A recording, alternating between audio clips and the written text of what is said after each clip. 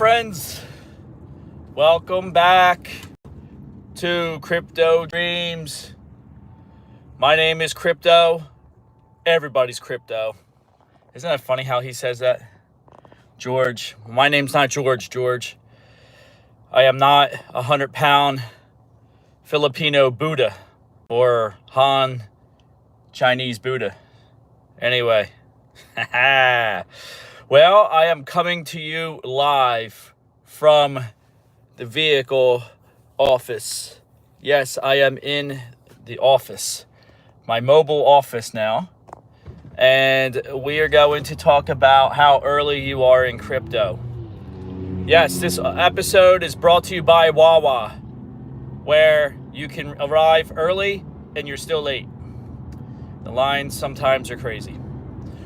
All right, all joking aside, because you know we don't joke on this channel whatsoever. We're nothing but serious. We are serious like the serious sun. We do not joke on this channel. You are early. That is not a joke. You are early. All right, so now that you know that you're early in the cryptos, we're still in crypto spring. We haven't even seen all the fireworks yet. We've been seeing, a couple puffs here and a couple puffs there, but we haven't seen anything yet. So what does this mean? What does that mean? That means you need to take precautions. What precautions are you talking about, Crypto Dreams? You mean precautions like we're all going to go down and lose our money? No, there's not that. No. Not those type of precautions. The type of precautions that I'm talking about is the boredom. Yes, the boredom. Buying, which you probably already did, and holding and waiting. And how boring that is. It's not exciting. And then when you see Bitcoin dump off 7-8%, and stuff like that. And then you don't really see it coming up a little bit now, and it's boring. It's just boring. It probably won't do nothing for a little while. Yeah, that's boring. Why is it boring? Well, sometimes getting rich requires you to do things that you normally want to do, like embrace the boredom. Yes, embrace the suck when we drop off. Know how to take risk, know how to take action to the risk, having a plan, trading your plan, blah, blah, blah, blah, blah, blah, blah. Will you fools ever understand that? Will you ever get that into your mind? That we are literally early. Now, really what's good about being early is when we do dump off, you get to buy cheap compared to where we will be at the end of the year or next year. I think this is going to be, the end of the bull market is going to be in the end of 2025 is what my gut instincts tell me, and being in the market and looking at what's going on, that's what I see. I see this kind of dragging out like 2020. 2020 was a very interesting year. From March of 2020 to December 2020, a lot changed. I feel like the same energy is almost exact like that. And I urge you to prepare for that. So, Bitcoin, I think, is around 67,000 and some change. I have to take a look at it. I think that's what I saw. So we were at 65,000 and some change. It's still a good buying opportunity. Everything else is still pretty much down.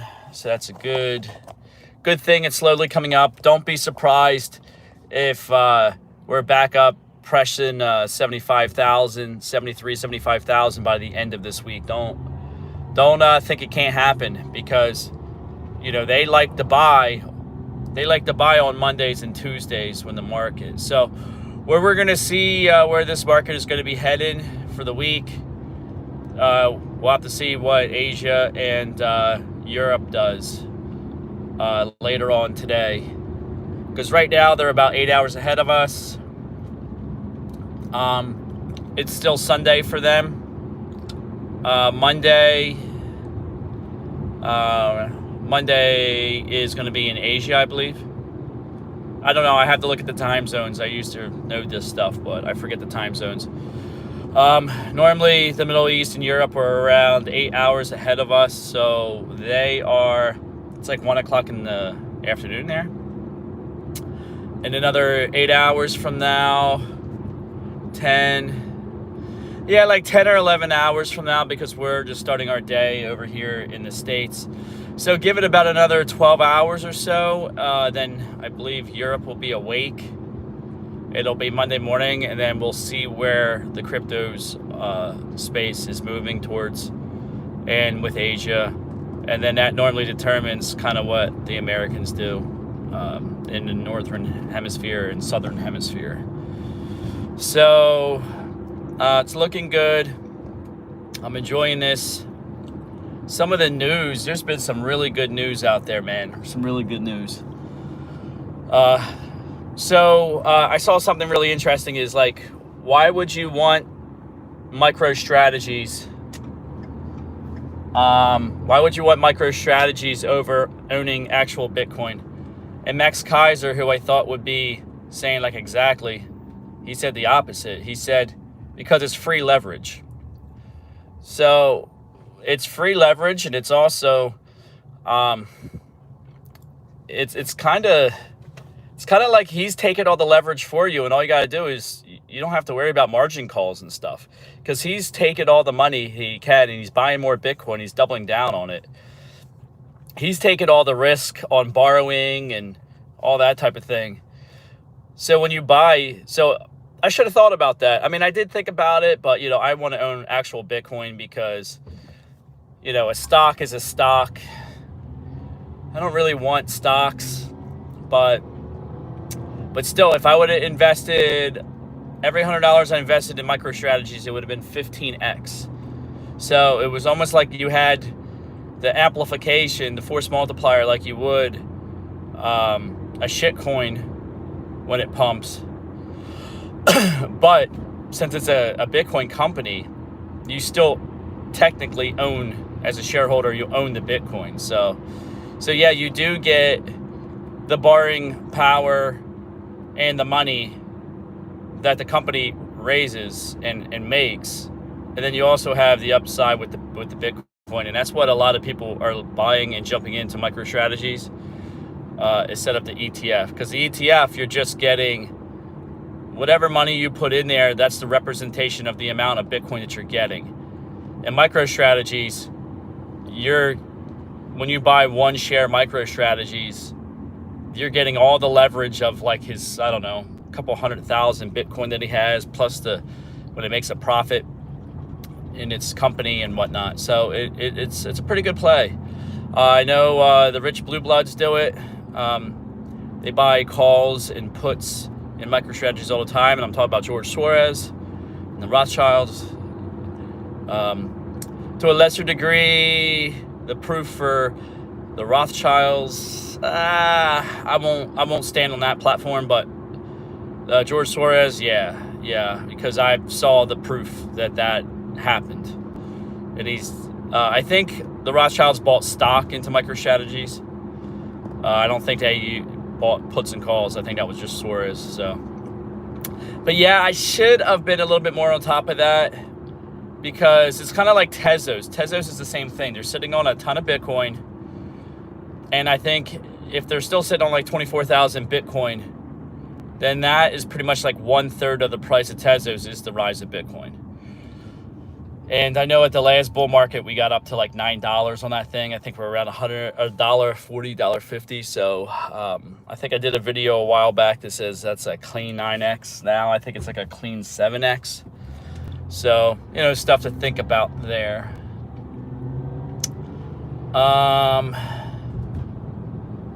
Yeah, so really good stuff there.